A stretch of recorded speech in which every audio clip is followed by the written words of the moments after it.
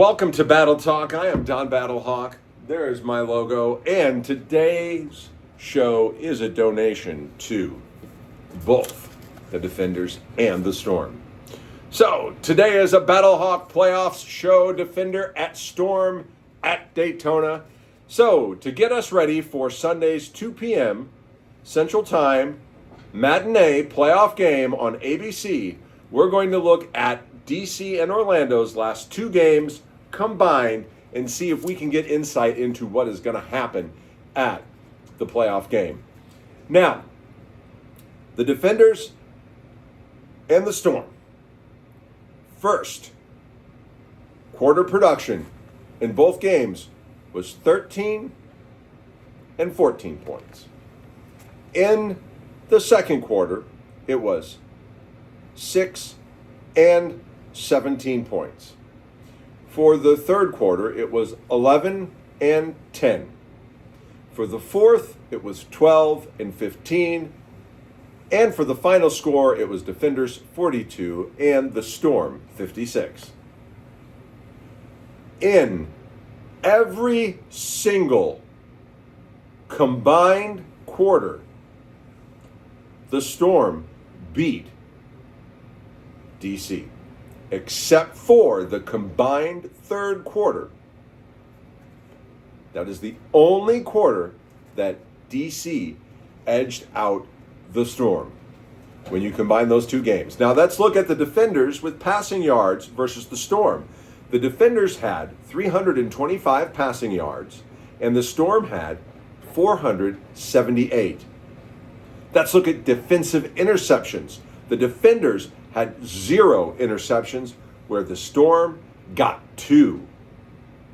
Now let's look at sacks.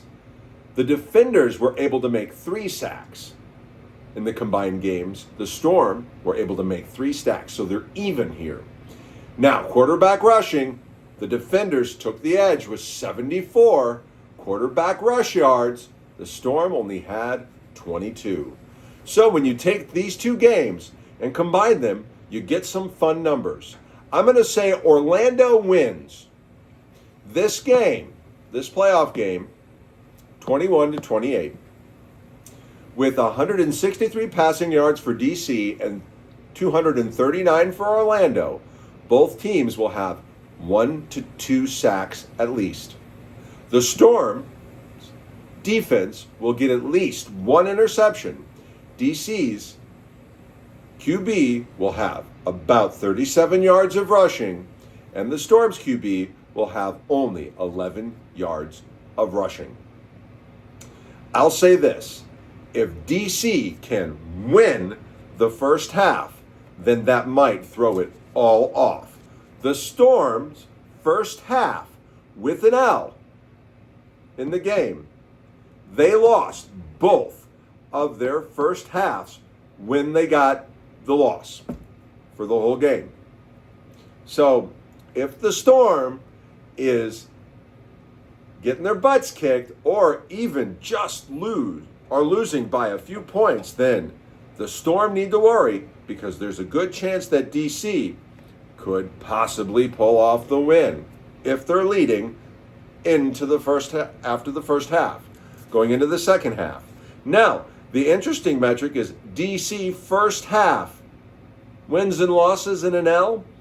DC in the loss have had 4 times that they were losing going into the first half in an L.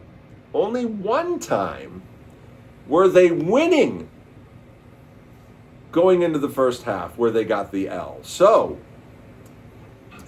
there you have it. I think this is going to be an exciting game. Anything can happen, obviously, but when I combine all the numbers for the last 2 games that they played 2 in a row, and I do some division and I do some mathematics and I look at some trends that I see here, I see the Storm winning this game 21-28, unless DC is in the lead after the first half is over, going into the second half. Then all bets are off the table.